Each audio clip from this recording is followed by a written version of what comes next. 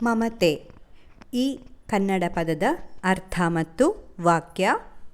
ಅರ್ಥ: ಮಮತೆ ಎಂದರೆ ಆಪ್ತತೆ, ಸ್ನೇಹ, ಪ್ರೀತಿ ಮತ್ತು ಕಾಳಜಿ ಹೊಂದಿರುವ ಭಾವನೆ.